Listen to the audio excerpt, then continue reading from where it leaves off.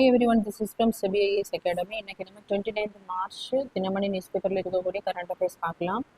நகர்ப்புறங்களில் குழாய் வழி எரிவாயு கட்டமைப்பு விரிவாக்கத்தை விரிவுபடுத்த வேண்டும். ஸோ இந்த டாபிக் பார்த்தீங்கன்னா group 1 main syllabus paper 3 science and டெக்னாலஜியில் ஜெனரல் சயின்ஸில் பெட்ரோலியம் ப்ராடக்ட்ஸில் வந்து கவர் ஆகும். ஸோ இது வரைக்கும் பார்த்தீங்க அப்படின்னா அதிக அளவில் வந்து எல்பிஜியை தான் நம்ம என்ன பண்ணுவோம்னா இந்த கல்ஃப் நாடுகள் கிட்ட இருந்து இம்போர்ட் பண்ணிட்டு இருந்தோம். ஸோ இதில் பார்த்தீங்கன்னா அதிக அளவில் ப்ரொபேன் பியூட்டேன் கேஸஸ் வந்து கான்சன்ட்ரேஷன் அதிகமாக இருக்கும். ஸோ இப்போ இந்த மேற்காசிய போர் நடைபெறதுனால ஸோ இதற்கு மாற்றாக பார்த்தீங்கன்னா பிஎன்ஜி அப்படிங்கிறது பைப்டு நேச்சுரல் கேஸ். ஸோ இதில் பார்த்தீங்கன்னா மீத்தேன் கான்சன்ட்ரேஷன் வந்து அதிகமாக இருக்கும். ஸோ இதை வந்து பயன்படுத்துறதுக்கான அந்த கட்டமைப்பு விரிவாக்கத்தை வந்து விரிவுபடுத்த மத்திய அரசு வந்து அந்த எல்பிஜிக்கு மாற்றாக இதை வந்து விரிவுபடுத்த முடிவுபடுத்தப்பட்டுள்ளது. ஸோ அதுக்காக தான் பார்த்தீங்க அப்படின்னா ஒரு மீட்டிங் அரேஞ்ச் பண்ணி ஸோ இந்த பிஎன்ஜி இணைப்புக்கான அனுமதிகளை அளிக்கும் போது என்னென்ன இடர்பாடுகள் இருக்குது, அதே மாதிரி இந்த பைப்டு நேச்சுரல் கேஸ் அமைப்பதற்கு அந்த பொது நிலத்தை வந்து உபயோகப்படுத்தும் போது நிறைய பார்த்தீங்க அப்படின்னா அந்த அரசு அதிகாரிகள் முறைப்படி ஒப்புதல் பெறும்போது தாமதம் ஏற்படுது. அதே மாதிரி சாலைகள் போன்ற அந்த உள்கட்டமைப்புகளை பார்த்தீங்க அப்படின்னா அதை தான் என்ன பண்ணுவாங்க அப்படின்னா இந்த குழாய்கள் அமைப்பதற்காக பயன்படுத்துவாங்க. அப்போ அதிக கட்டணமாக விற்று ஸோ இந்த காரணங்களுக்காக இந்த பிஎன்ஜி அந்த குழாய் வழி எரிவாயு கட்டமைப்பு வந்து தாமதமாக நடைபெறுகிறது அப்படிங்கிறத அனலைஸ் பண்ணியிருக்காங்க. ஸோ அதை வந்து விரைவுபடுத்துறதுக்காக பார்த்தீங்க அப்படின்னா உள்ளாட்சி அமைப்புகளுடன் இணைந்து வந்து இந்த முடிவை வந்து மத்திய அரசு மேற்கொண்டிருக்காங்க. நெக்ஸ்ட் பார்த்தீங்க அப்படின்னா இந்தியாவில் மகப்பேறு இறப்பு விகிதம் 80% குறைவு. ஸோ இந்த டாபிக் பார்த்தீங்க அப்படின்னா group 1 prelim syllabus unit 5 Indian எக்கனாமியில் ஹியூமன் டெவலப்மெண்ட் இண்டிகேட்டர்ஸில் வந்து கவர் ஆகும். ஸோ இந்தியாவினுடைய அந்த மகப்பேறு இறப்பு வீதம் பார்த்தீங்கன்னா 80% குறைந்திருக்கு அப்படின்னு லான்செட் ஆய்வுகள் வந்து அறிக்கை வந்து வெளியிட்டிருக்காங்க. ஸோ மெட்டர்னல் மார்டாலிட்டி ரேட் அப்படிங்கிறது ஒருத்தங்க வந்து கன்சீவாக இருக்கும்போது இறந்தாலோ குழந்தை பிறக்கும் போது இறந்தாலோ இதே மாதிரி குழந்தை பிறந்த பிறகு 42 நாட்களில் வந்து இறந்தாலோ அதை தான் என்ன பண்ணுவாங்கன்னா மெட்டர்னல் மார்டாலிட்டி ரேட்டை வந்து கன்சிடர் பண்ணுவாங்க. அதாவது 1,00,000 குழந்தைகளுக்கு வந்து எத்தனை தாய்மார்கள் இப்படி இருந்தார்களோ அதை தான் மெட்டர்னல் மார்டாலிட்டி ரேட்டை வந்து கன்சிடர் பண்ணுவாங்க. ஸோ இது பார்த்தீங்க அப்படின்னா நமக்கு யுனைடெட் நேஷன் டெவலப்மெண்ட் ப்ரோக்ராம் வந்து 1990ஆம் ஆண்டுலேருந்து அந்த ஹியூமன் டெவலப்மெண்ட் இண்டெக்ஸை வந்து வெளியிடுவாங்க.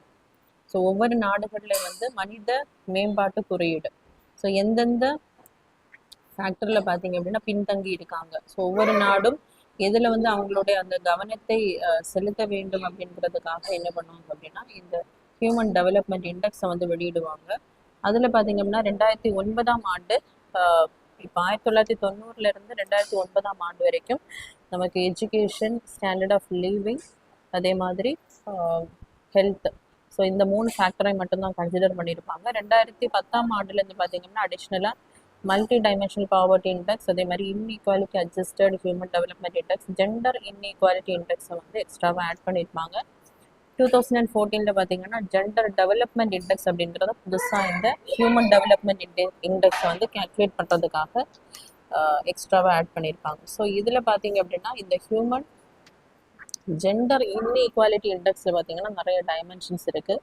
நிறைய productive health, empowerment, labour market. So இதில் பார்த்தீங்க அப்படின்னா மென்னுக்கும் விமன்ஸுக்கும் எந்த அளவு அந்த எல்லா டைமென்ஷன்லையும் வந்து ஈக்குவாலிட்டி இருக்குது அப்படிங்கிறத என்ன பண்ணுவாங்கன்னா கேல்குலேட் பண்ணுவாங்க. அதில் ரீப்ரொடக்டிவ் ஹெல்த்தில் பார்த்தீங்கன்னா 2 ஃபேக்டர்ஸை கன்சிடர் பண்ணுவாங்க.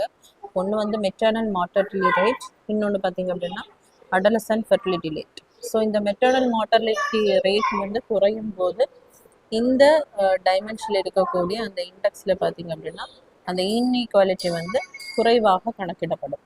ஸோ இதையும் பார்த்தீங்க அப்படின்னா ஒரு நாட்டில் இருக்கக்கூடிய அந்த மனித மேம்பாட்டுக்கு வந்து ஒரு குறியீடாக பயன்படுத்துகிறாங்க.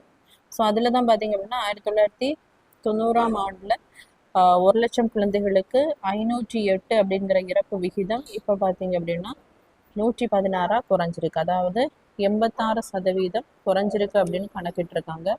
அதே மாதிரி maternal mortality estimation inter agency இப்போ குரூப் பார்த்தீங்க அப்படின்னா 1990 கன்சிடர் பண்ணும்போது இந்தியாவில் வந்து 86% வந்து இந்த மெட்டர்னல் மார்டாலிட்டி குறைஞ்சிருக்கிறதா அறிக்கை வந்து தெரிவிச்சிருக்கு. நெக்ஸ்ட் பார்த்தீங்க அப்படின்னா தேசிய அறிவியல் விருதுகள் பரிந்துரைகள் வரவேற்பு. ஸோ இந்த டாபிக் பார்த்தீங்கன்னா குரூப் 1 மெயின் சிலபஸ் பேப்பர் 2 அவார்ட்ஸில் வந்து கவர் ஆகும். ஸோ இந்தியாவில் பார்த்தீங்க அப்படின்னா அறிவியலுக்காக மிக உயரிய விருதுகள் தான் இந்த ராஷ்ட்ரிய விஞ்ஞான் புரஸ்கார் அப்படிங்கிறது.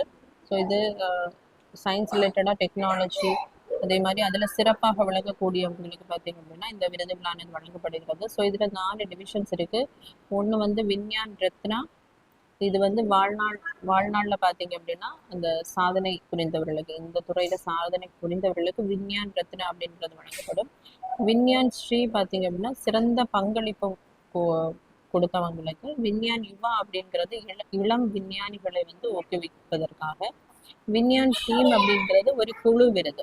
ஸோ இந்த 4 கேட்டகரிஸும் இந்த ராஷ்ட்ரிய விஞ்ஞான் புரஸ்கார் கீழே வந்து வழங்கப்படும். ஸோ என்னைக்கு எந்த வருடத்திலிருந்து இது வழங்குறாங்க அப்படின்னா 2023ஆம் ஆண்டுல இருந்து ministry of science and technology மற்றும் council of scientific institute and research, so இவங்க இணைந்து தான் பார்த்தீங்க அப்படின்னா இந்த விருதுகள் வந்து வழங்குறாங்க. ஸோ என்னைக்கு வழங்குவாங்க அப்படின்னா நேஷனல் ஸ்பேஸ் டே ஆகஸ்ட் 23ஆம் தேதி தான் இந்த விருதுகளானது வழங்கப்படும். ஸோ ஆகஸ்ட் 23ஆம் தேதி ஏன் இந்த விருதுகள் வழங்குறாங்க அப்படின்னா அன்னைக்கு தான் பார்த்தீங்க அப்படின்னா சந்திராயன் 3 அப்படிங்கிற மிஷன் முதலாக மூணுடைய அந்த சவுத் போல்ல பார்த்தீங்க அப்படின்னா தரையிறங்கி இருக்கும். இந்த சிவசக்தி பாயிண்ட் அப்படின்னு சொல்லக்கூடிய அந்த இடத்துல பார்த்தீங்க அப்படின்னா சந்திராயன் 3 மிஷனுடைய அந்த பிரக்யான் ரோவர் பார்த்தீங்க அப்படின்னா தரையில இறங்கி இருக்கும். ஸோ அந்த நாளை முன்னிட்டு தான் பார்த்தீங்கன்னா நேஷனல் ஸ்பேஸ் டே அன்னைக்கு இந்த விருதுகள் வந்து வழங்கப்படுது. ஸோ நெக்ஸ்ட் பார்த்தீங்க அப்படின்னா பிரதமரின் டிரைவ் திட்டத்தில் திருத்தம், ஊக்கத்தொகை பெற கால அவகாசம் நீட்டிப்பு. ஸோ இந்த டாபிக் பார்த்தீங்கன்னா குரூப் 1 மெயின் சிலபஸ் பேப்பர் 4 எக்கனாமியில் டிரான்ஸ்போர்ட்டேஷனில் வந்து கவர் ஆகும். ஸோ சென்ட்ரல் கவர்மெண்ட் பார்த்தீங்க அப்படின்னா 2024ஆம் ஆண்டு அக்டோபர் 1ஆம் தேதி டிரைவ் ஸ்கீம் வந்து கொண்டு வந்திருக்காங்க.